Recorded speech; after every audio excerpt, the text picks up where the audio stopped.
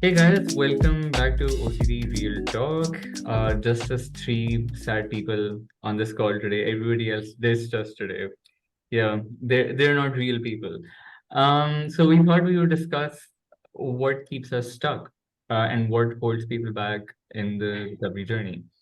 Because there are tons of things that really there are a lot of hurdles that really hold people back.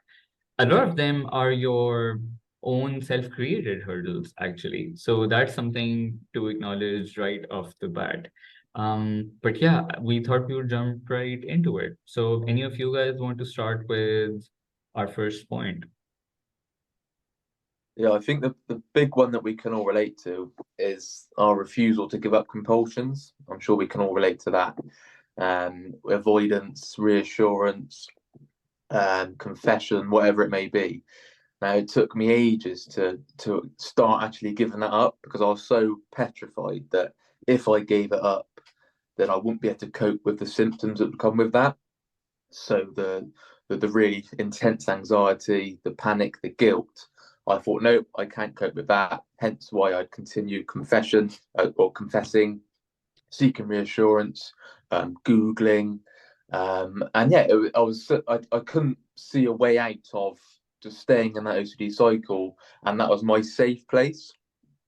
So if I did take that leap of faith and take that step of going, no, reassurance isn't getting me anywhere, confessing isn't getting me anywhere, I was so reluctant to take that jump, hence why I stayed stuck. And yeah, that refusal to give that up, and that kept me stuck for much longer than I'd like to be. Yeah, Alex. For me, as I personally found out what OCD is and what is counterproductive for OCD recovery, I stopped as soon as I know that it is counterproductive, I stopped all like reassurance, avoidance, and it was helpful. But for me, what kept me stuck was that when I pushed myself to the place when I was feeling relatively good, I didn't. I started coasting. I didn't want to continue working on my recovery. So I was like, oh, okay, it feels so good. I don't want any discomfort anymore. Uh, this was one thing, and another.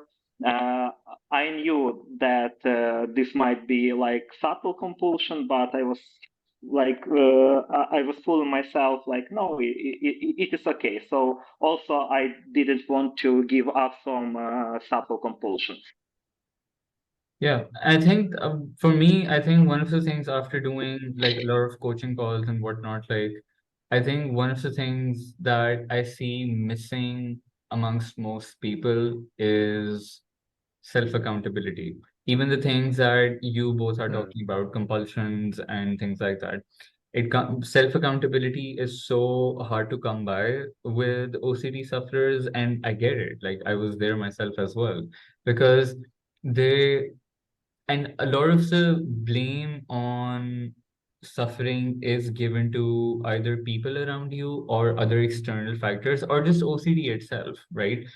That, oh, this is OCD's fault that this is way that I'm feeling this way. But you also have to think about it like OCD is inside you. I mean, it is like you're the one who is having it. So it's not this like external force that has been enforced upon your life and now it's making your life miserable. Like it's you that's doing that. So, and I think it's a very hard pill to swallow for a lot of people that like for me, for example, I think this played out when it came time to do exposures because for me, I found it extremely hard to do them on my own. I kept feeling like I needed someone there to do them with, or I needed someone's active, present support there to do them.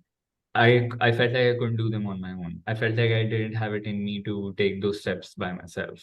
So Yeah. that kind of self accountability, knowing that ultimately it's you who has to take those steps, even if you remove everybody else from the equation, your friends, your partner, your children, even your like coach or therapist, obviously they're not going to be there with you in your bedroom when you're avoiding looking at an article about a couple divorcing or something like that, right? So that's something that you will have to do on your own.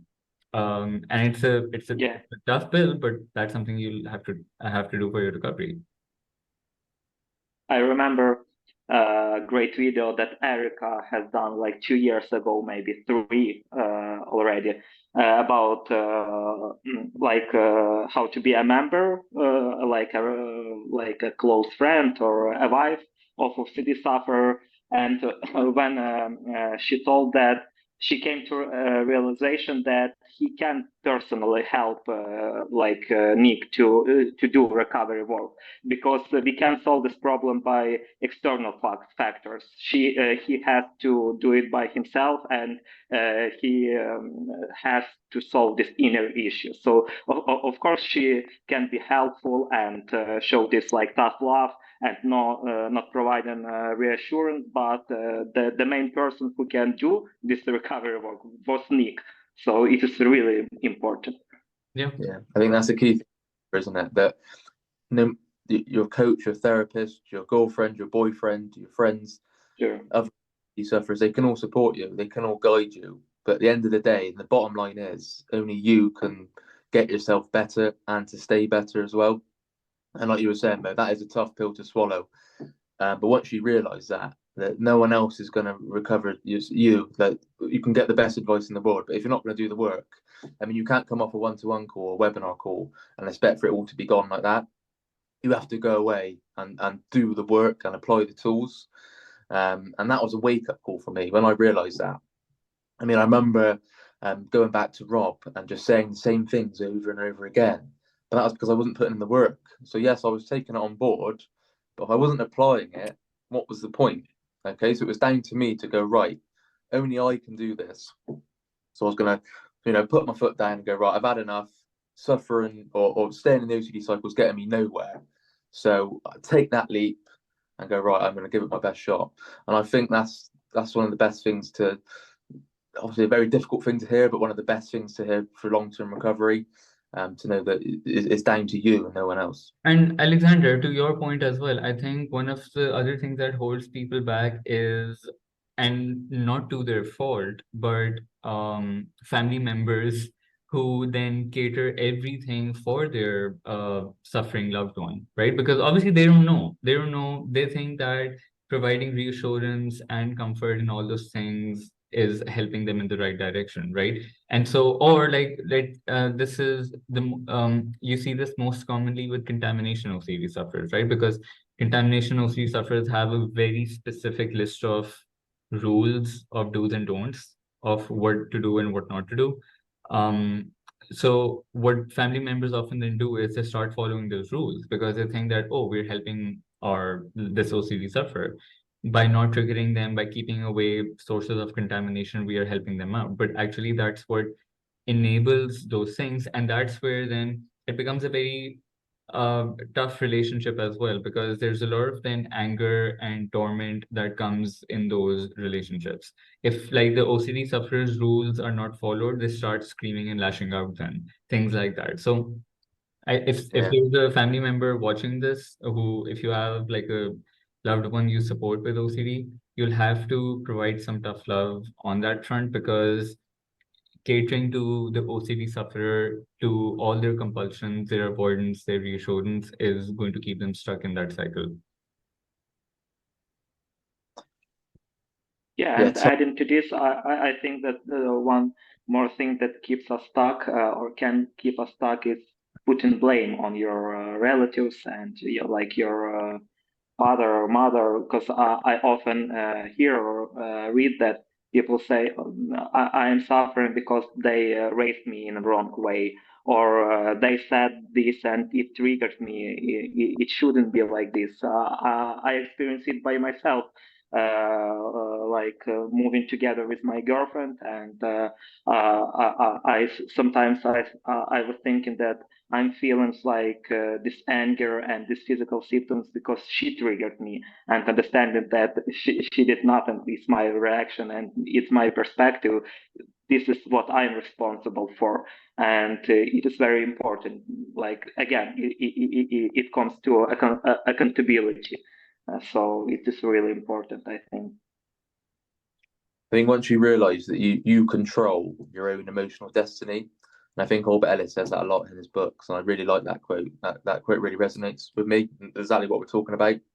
But going back to what you said, Mo, with the tough love, but also the compassion as well, because when I was at my worst, and I spoke about this a lot in my videos, where I would be crying, rolling around on the floor, and just I could barely function.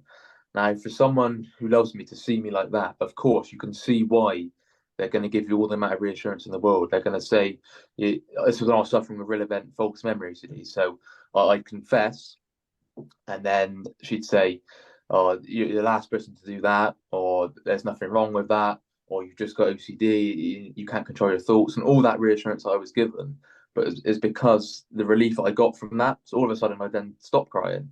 I then feel really happy, and then I feel like I could function. Until five, Yeah. 10 minutes later, it'll be something else. So OCD would just change the angle, or move the goalpost. Then I'll be crying about something else, or confessing about something else. So when I started getting that tough love and learning to sit with that discomfort, and that leads me to my next point, because I was so desperate to run away from OCD, to run away from feeling like crap. So I was always searching, always chasing for that bit of relief.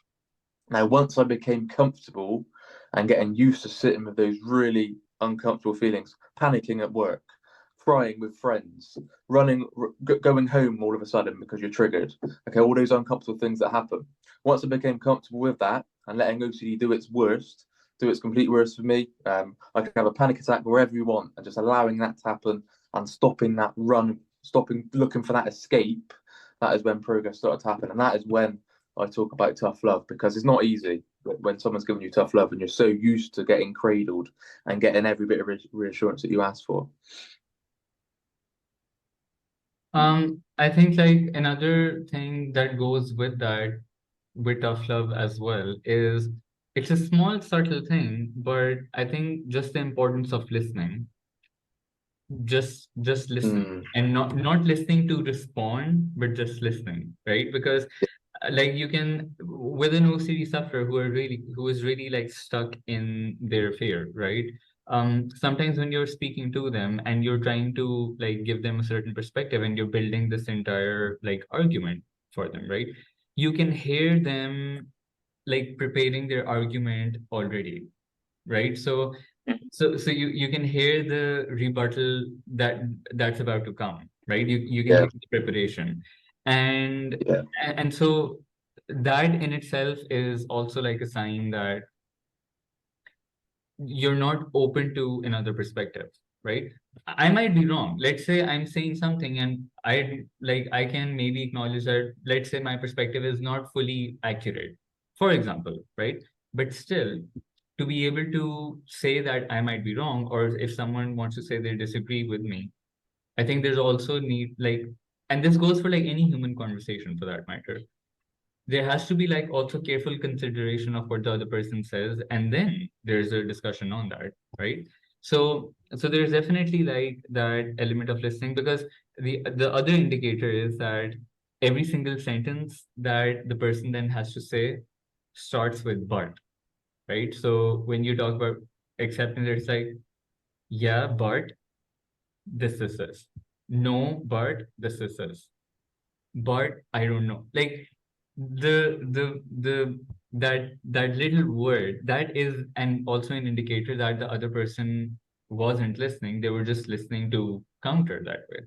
So that is one other factor, that if you are being, not just on your with your therapist or your coach, in life as well, if someone is offering a different perspective to yours, a different opinion to yours, you don't have to have a rebuttal. Like you don't have to go like, no, but you can first consider their opinion, have some patience with it, and maybe then come up with like a counter argument with that. So there's a certain way to go about that. it's really interesting to say that, because I can 100% relate to that. Mm-hmm. So when I used to ask for reassurance, um, Amy, my fiance, would then reply, but then before she'd finished, I go, "Oh no, but what about this? Oh no, you don't understand. You don't have my brain."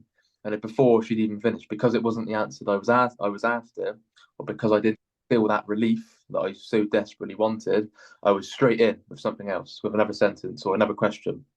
Right. And it's like you say, mate, it's the same as just because you don't agree with someone, you're going straight back, boom, trying to prove your point, yelling your point at them because you have to be heard, you need to be heard. And it links in so much to OCD and how we're very crafty in getting what we want. And a lot of that is that quick fix, that immediate relief that we're after. Yeah.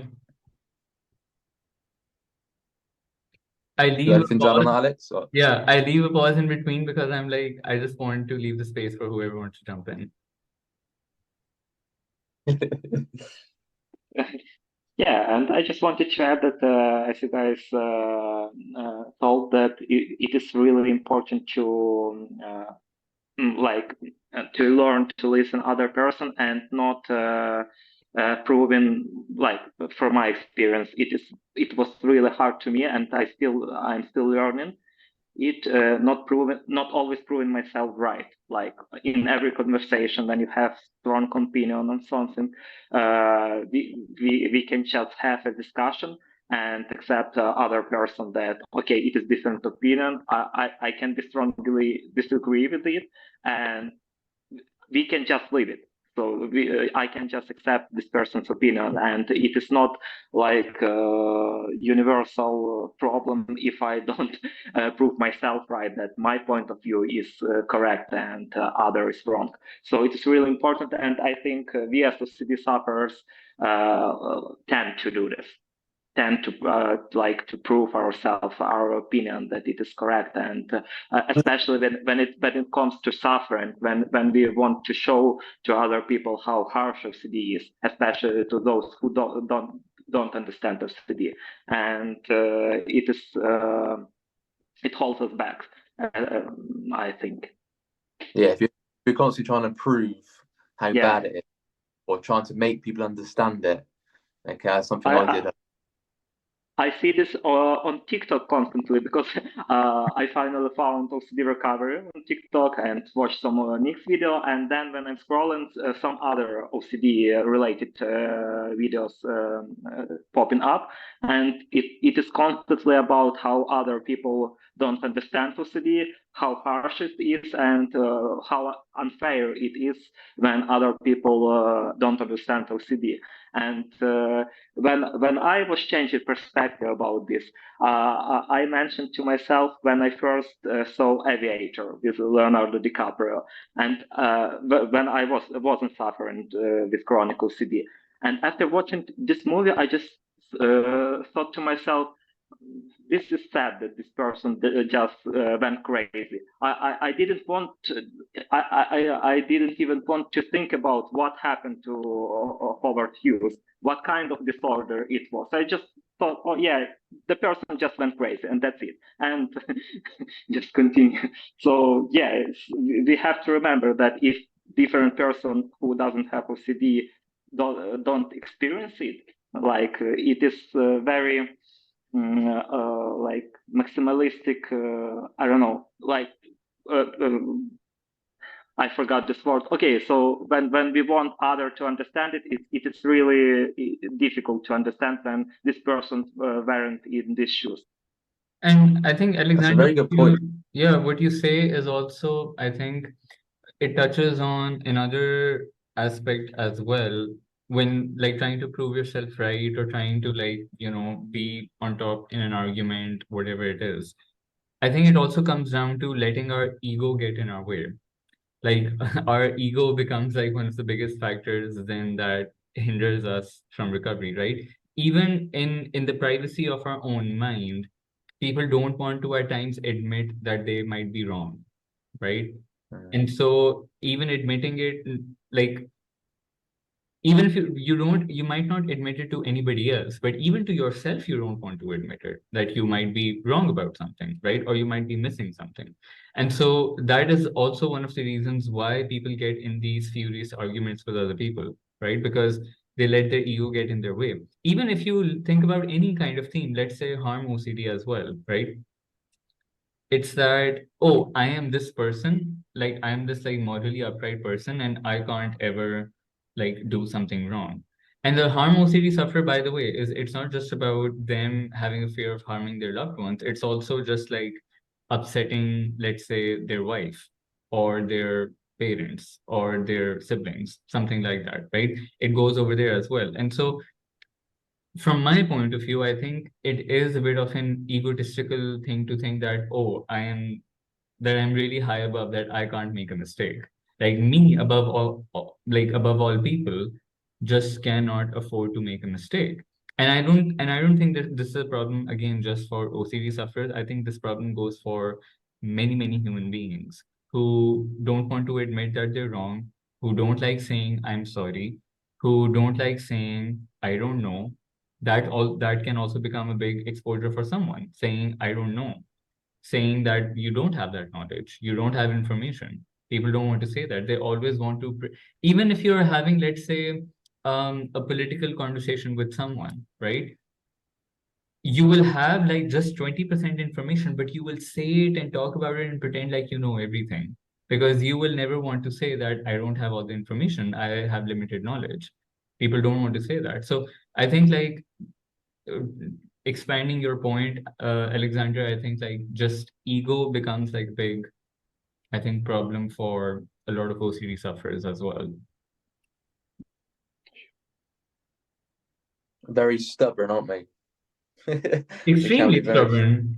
I was just having a call last week with someone, and because and this is something like I've discussed with him as well, and so every time I would try to give an alternate perspective, he was just like, no, but I just can't accept that. No, but that can't happen, right? So, um, and so then eventually he's like, would you say that what's holding me back in recovery is just me being extremely stubborn? I said, well, your words, not mine. I didn't say that. That's on you. But I was like, well, yeah, it is because and this is exactly what I was talking to him about, that there has to be at least some consideration to an alternate perspective. Because if we are only just always on defense, like no, but no, no, no, no, then like you'll never open yourself up to different perspectives. And the other thing that came up in that phone call is that acceptance as a philosophical concept, not just like unconditional acceptance, but like even like other philosophers and thinkers and whatnot who've talked about, even psychoanalysts, by the way, who've talked about acceptance as a concept. Like you can only change yourself once you accept your flaws. You can't change yourself by just like rejecting your flaws. You have to first come to a place of acceptance to actually start working on yourself. And that's another important thing for OCD sufferers to remember. If people like when people are really hard on themselves, like, no, I can't be a bad person, no, I can't make a mistake, no, I can't like upset someone. The first step is recognizing that, well, you can make a mistake, you have made a mistake, you are a flawed person. There are parts of you that are not that great, and you need change. So once you acknowledge and accept that is when you're like, okay, this is how I can switch gears. Because if you're just in that mode of just pushing, pushing, pushing, and resisting, you'll never be able to even see the flaws that exist that need work. We get an insight of what's bothering us, don't we? But then if you don't do anything to change that, then you're going to get the same results. So, and this is what we talk about stubbornness, like what you were saying, Mel. If you're so gonna desperately hold on to what you know and what you believe and what your current perspective is, well, isn't that the reason that you're currently stuck with this particular theme or this particular fear?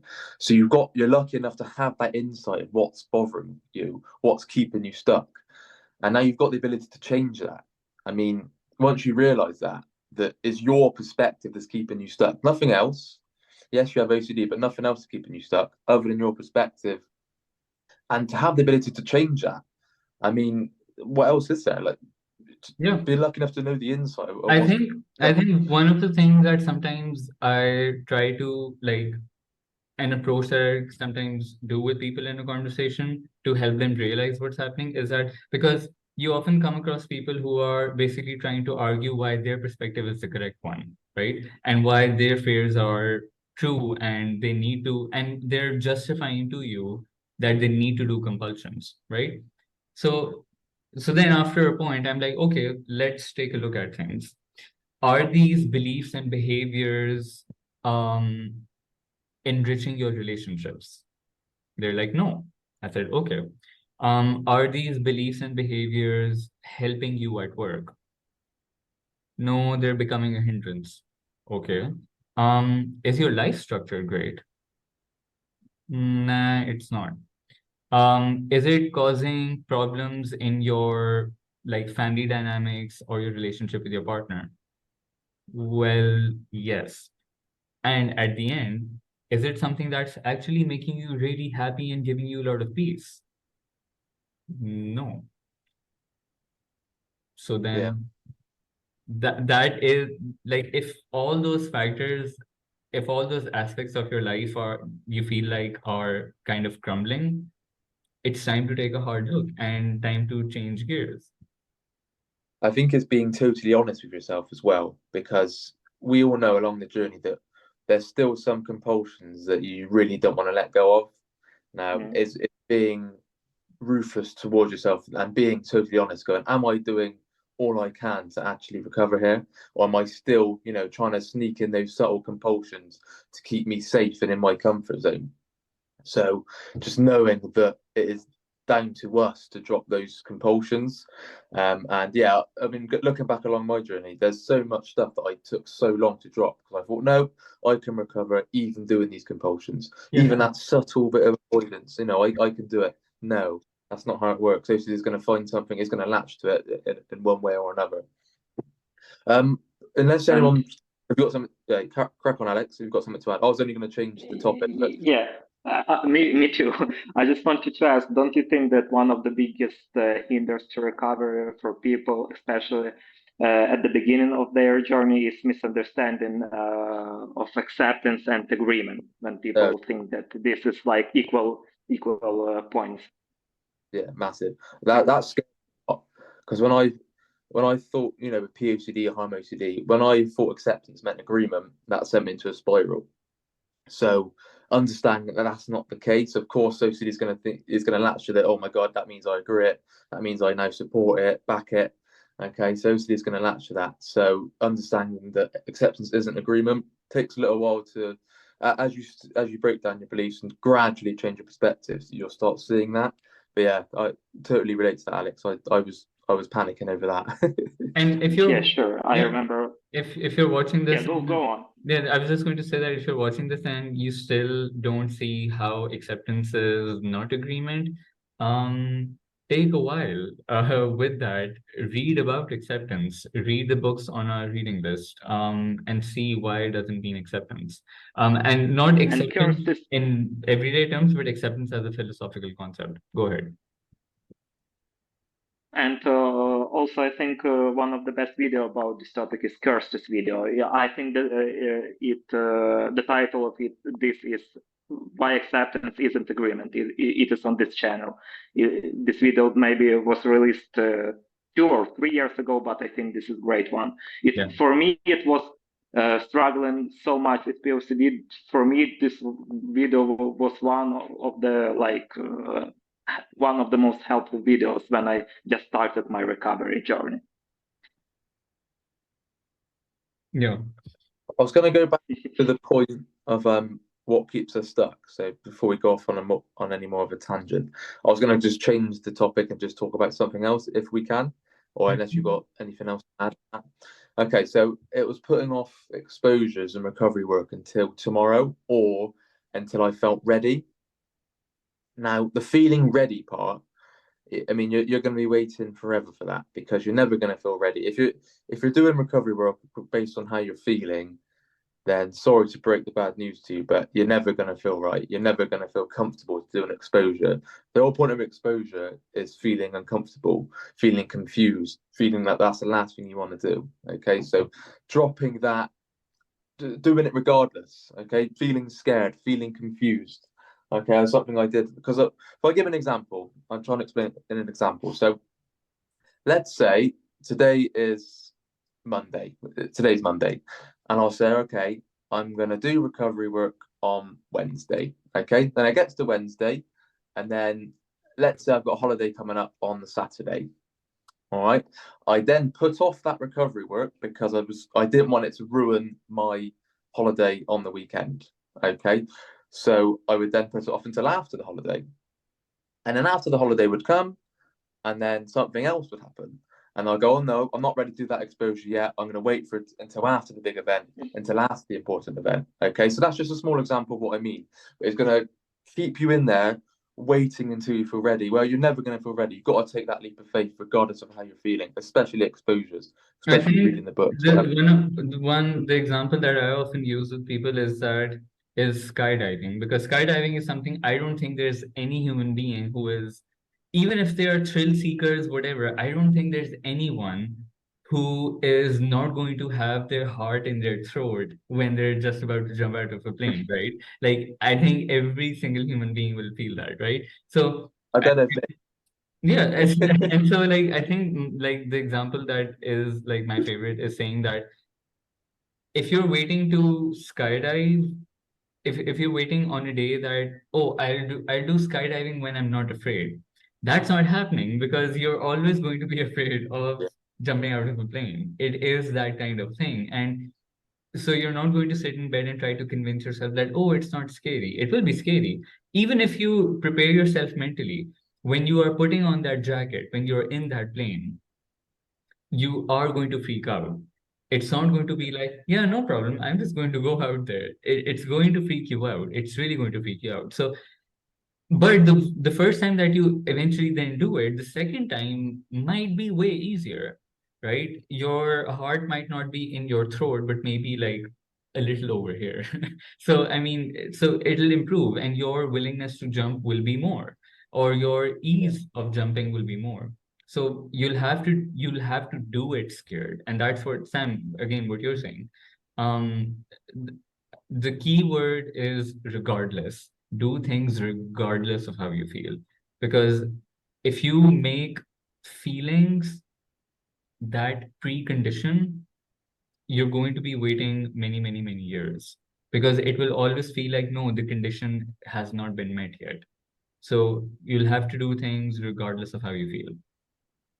And if you're not scared before an exposure, it's not really an exposure, is it? Because it's not something that you do feeling Yeah. comfortable or with ease. It's there to challenge your fears. It's to chuck you out there. Okay, just normally stuff you've been avoiding is to do that. You're not going to feel, oh yeah, that's fine, I'll do that, because you've been avoiding it for so long. Hence, was an exposure. So doing it regardless, like Memo says. Yeah, and someone just like earlier this week, like last week, said to me, messaged me and said, Moment, whenever I do an exposure, I have a really hard week. If she's watching this, she knows I'm talking about her. I said, well, nobody said they would be easy. So, I mean, you can't blame me for it. So I said, of course, like that they're meant to be hard. That's why they're called exposures. They're meant to be hard. They're meant to be difficult. Otherwise, like you said, they wouldn't be exposures. And I know I've said this before in my point, but if you've got a big event coming up, don't wait until after that. That's something I did for so long. And like I explained in my example, Hmm. there'll be something else. Okay, it'll be another day at work is going to go, nope, don't want that ruined. Okay, so just doing it regardless, and say, right, I'm going to do it now, and that's it. Not putting it off, because you'll be putting it off forever. Yeah. Yeah, absolutely. I think this right time never comes when you're waiting for the right time. And quoting Rob, when he said that I'll just do it tomorrow, this is the point where many recovery journeys end. So it is Yes. very important, And as you told, doing things regardless. And tomorrow easily turns into a year, and a year easily turns into Yeah. 3 years, and so on. That's how fast time goes, and you blink and you don't even realize so much time has gone by. I, Go ahead. I often say to people that you've got one shot. Okay, to live in this day and age where we can recover, you've got the chance to recover. Look, 100 years ago, okay, the chance of recovery was almost zero. I'd say impossible. So to have that chance why not give it your best shot? Okay, what else can you do? I mean, you've got the tools, you've got a great community around you. You've got to take that leap. You I was going to repeat myself here, but you've got the chance. Of why not take it with both hands? Yeah, absolutely. Because I mean, like then a lot of time passes just like this and nothing changes then. 4 years, 5 years. Yeah. Go ahead. And if you speak about gratitude, I think the last thing I just wanted to say it is very important also slowly to change perspective from OCD is the worst thing that could ever happen to me, like nothing is worse, to yes, it is highly uncomfortable. Sometimes it's so hard that like it is really hard, but it's still not like the worst thing. Like Albert Ellis says in his book, like 100.1% horrible. It is not like that. If you start seeing the world like not through these lenses of me, like my suffering, and constantly thinking about myself, but when we chip away a fear slowly, we can see that no, there are like much worse cases, and people are going through much worse suffering and stuff like that, and they still can find like the meaning and even the joy in their life. I think that's why we have Viktor Frankl's book in the reader list. Yeah. Yeah, absolutely. I think we should end here. I do have another call to go to in like 5-10 minutes, and I want to have some chocolate before that. But yeah, but no, good talk. I think there because a lot of the just one thing I just want to highlight over here is that with the things that we've discussed, a lot of these things are discussing the mindset, because usually people come into like these videos thinking that, oh, I learned step 1, 2, 3, 4, 5, right? It's again, it's not like a methodical kind of thing to recover. A lot of these things are a little bit abstract and philosophical when it comes to adopting a certain mindset and yeah, and putting your all in recovery that way. So yeah, good topic, guys. Hopefully next week we'll have a bigger bunch with more people. But I think this was a good one that other people could have added to as well. I think we can do a part 2 of this one as well. Yeah, we could. Especially with other people. What kept other people stuck as well. Yeah, for sure, for sure. All right. Thank you, guys. Thank you for being here. All right. Roman, enjoy your chocolate. Thank you. Thank you. Bye. All right. Bye. Have a good night. Bye. Bye.